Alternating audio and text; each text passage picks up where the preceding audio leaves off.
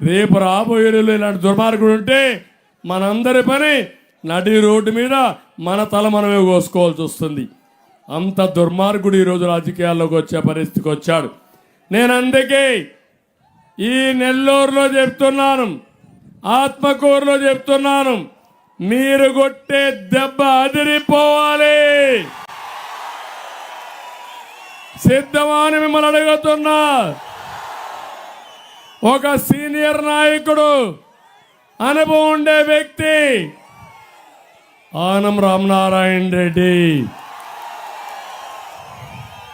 అభివృద్ధి చేయడం తెలిసిన వ్యక్తి, చేసి నిరూపించిన వ్యక్తి, అనుభవం రాజకీయ కుటుంబం. మళ్ళీ ఆత్మకూరుకు అభివృద్ధి జరగాలంటే రామనారాయణ రెడ్డి రావాలి. సైకిల్ గుర్తుకు అసెంబ్లీ కోటేయమని మిమ్మల్ని అందరినీ కోరుతున్నా. ఇంకో పక్క రెండో బటను వేమిరెడ్డి ప్రభాకర్ రెడ్డి గారు.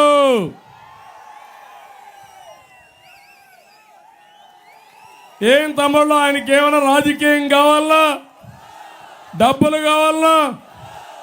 సేవాభావంతో పనిచేసే వ్యక్తి, సంపాదించిన డబ్బులు ప్రజల కోసం ఖర్చు పెట్టే వ్యక్తి. ఈయనకి ఎవరు పోటీ చూసారా మీరు? చూసారా మీరు? ఈయనతేమైనా పోలుకుందా అని మిమ్మల్ని అడుగుతున్నా. అలాంటి వాడు మనకు అవసరమని అడుగుతున్నా. ఎప్పుడైనా చూసారా ఈ ప్రాంతంలో ఆ వ్యక్తిని? ఏదైనా పని చేశాడా అని మిమ్మల్ని అడుగుతున్నా. అందుకే ఆలోచించండి, మంచికి ఓటేయండి, ధర్మాన్ని కాపాడండి. ప్రభాకర్ రెడ్డికి ఓటేస్తే ఈ ప్రాంతం అభివృద్ధి అవుతుంది, మీ పిల్లలకు ఉద్యోగాలు వస్తాయి, మీ భవిష్యత్తు బంగారు భవిష్యత్తు అవుతుందని చెప్పి నేను మీకు తెలియజేస్తున్నా. నేను ఒక విషయం అడుగుతున్నాను, పెన్నా డెల్టా ఏం తమ్ముళ్ళు, ఈ ప్రాంతంలో నీళ్ళన్నీ వచ్చాయా మీకు? ఈసారి వచ్చాయని అడుగుతున్నాను. వీళ్ళుంటే వస్తుందని అడుగుతున్నా. ఈ ప్రాజెక్టు కట్టింది సోమశిల ఎన్టీ రామారావు గారు ఉన్నప్పుడు 36 టీఎంసీ నీళ్లు కెపాసిటీ ఉంటే కాదు నా నెల్లూరు జిల్లాకి ఇవ్వాలని 78 టీఎంసీ పెంపు చేసిన వ్యక్తి ఎన్టీ రామారావు గారు, గుర్తుపెట్టుకోవాలి మీరు. ఇంకో పక్క కందలేరు ప్రాజెక్టు కట్టి ఈ రెండు ప్రాజెక్టుల వల్ల దగ్గర దగ్గర 146 టీఎంసీ నీళ్లు ఇచ్చి పెన్నా డెల్టాని సుస్థిరత చేసిన వ్యక్తి పార్టీ తెలుగుదేశం పార్టీ. అవునా కాదా ఆలోచించుకోండి. అదే సమయంలో తెలుగు గంగ నీళ్లు అండర్ గ్రౌండ్లో పైపుల్లో చెన్నైకి తీసుకుపోవాలంటే కాదు, సోమశిలకు రావాలి, కందలేరు నిండాలి, ఆ తర్వాత ఈ నీళ్లు ఇక్కడి నుంచి నేరుగా కాలువ ద్వారా చెన్నైకి తీసుకుపోవాలని ఆ రోజు ప్రవేశపెట్టిన వ్యక్తి ఎన్టీ రామారావు గారు. దానివల్ల ఈరోజు నెల్లూరు జిల్లా బ్రహ్మాండంగా పంటలు పండుతున్నాయంటే అది ఎన్టీ రామారావు గారు చూపించిన చొరవ. ఇది చరిత్ర అవునా కాదా అని అడుగుతున్నా మిమ్మల్ని. నేను అడుగుతున్నా, నేనున్నప్పుడు కూడా నీళ్లు రాకపోతే నేరుగా శ్రీశైలం నుంచి నీళ్లు తీసుకొచ్చి ఆ రోజు 45 టీఎంసీ నీళ్ళు ఇచ్చి పంటలు కాపాడిన పార్టీ తెలుగుదేశం పార్టీ. ఇప్పుడు మీరు చూడండి, ఆపరాన్ దెబ్బతినింది, 95 కోట్లు రిపేర్ అవుతుంది. చేశారా తమ్ముళ్ళు అని మిమ్మల్ని అడుగుతున్నా. రేపు ఆ ప్రాజెక్టు కొట్టుకోకపోతే ఎవరో కారణం అని మిమ్మల్ని అడుగుతున్నాను. ఈ దుర్మార్గుడు కారణం అవునా కాదా? ఇంకొక పక్క ఇక్కడ మంత్రులు ఉన్నారు, ఎక్కడ గాడిదలు కాస్తున్నారో నాకైతే తెలియదు. ఎవ్వడికి ఏమీ పట్టదు. ఈ ప్రాంత అభివృద్ధి లేదు, ఈ ప్రాంతానికి న్యాయం చేసే పరిస్థితి లేదు. ఇక్కడ ఒక ఎమ్మెల్యే ఉన్నాడు, ఆయన ఇంకొక ఆయనకి అప్పచెప్పేసి వెళ్ళిపోయాడు. ఎక్కడ చూసినా దోపిడీ తప్ప. ఇక్కడ ఒక వ్యవసాయ శాఖ మంత్రి ఉన్నాడు, ఆయన శ్రద్ధ గనుల పైన తప్ప సేద్యం పైన లేదు. అలాంటి దుర్మార్గుడు వ్యవసాయ శాఖ మంత్రి అని చెప్పి కూడా నేను మీకు తెలియజేస్తున్నా.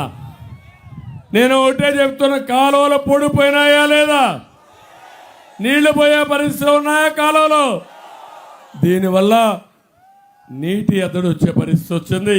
చివరి భూములకు నీళ్లు రావడం లేదు. మొన్న ధాన్యం కొన్నారా తమ్ముళ్ళు అని అడుగుతున్నా. కరోనా సమయంలో మీకు అన్యాయం జరిగిందా లేదా?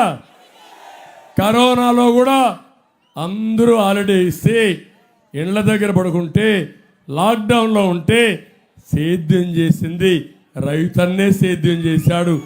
రైతే దేశానికి అన్నం పెట్టాడు. మీరు కూడా ఇంట్లో పడుకోనుంటే ఏమయ్యే దేశం నేను అడుగుతున్నా. అలాంటి పరిస్థితిలో 860 కేజీల పుట్టికి 160 కేజీలు ధాన్యం దోచుకున్నారా లేదా తమ్ముళ్ళు?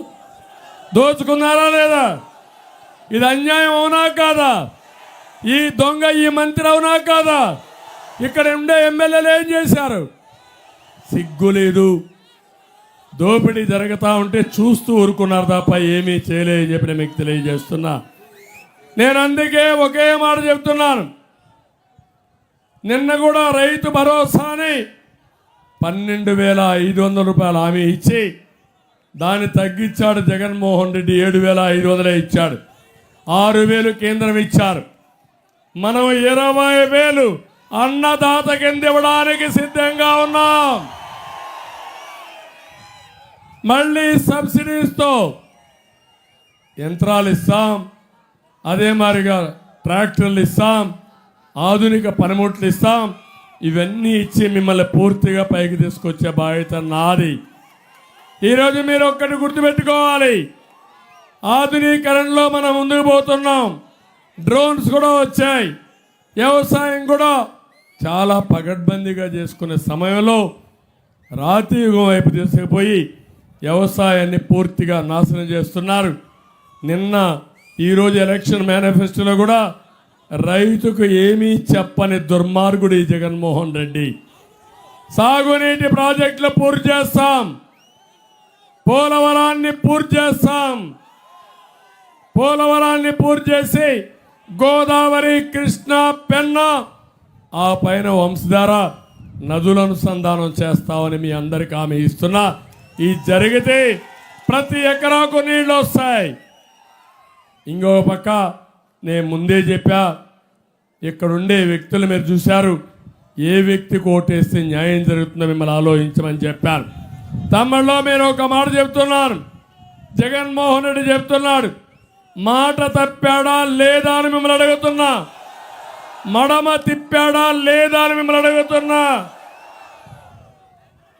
ఏదైతే ఈరోజు ఆయన చెప్పేది మేనిఫెస్టో, భగవద్గీత అన్నాడు, ఖురాన్ అన్నాడు, బైబిల్ అన్నాడు. అన్నాడా లేదా? 99.5% చేసేసానని చెప్పాడు. చెప్పాడా లేదా? చేస్తే మీ జీవితాలు బాగుపడాలి కదా. పెరిగిందా మీ ఆదాయం? పెరిగిందా తమ్ముళ్ళు మీ ఆదాయం? ఖర్చులు పెరిగాయా లేదా? ఖర్చులు పెరిగాయి, ఆదాయం తగ్గిపోయింది. మీరందరూ కూడా ఇబ్బందుల్లో పడిపోయే పరిస్థితికి వచ్చారు. నేను అడుగుతున్నా, మద్యపాన నిషేధం అని చెప్పాడా లేదా తమ్ముళ్ళు? ఇక్కడ కూడా మద్యం తాగే మద్యం బాబులు ఉంటారు. ఏం తమ్ముళ్ళు, ఆ రోజు క్వార్టర్ బాటిల్ ఎంత?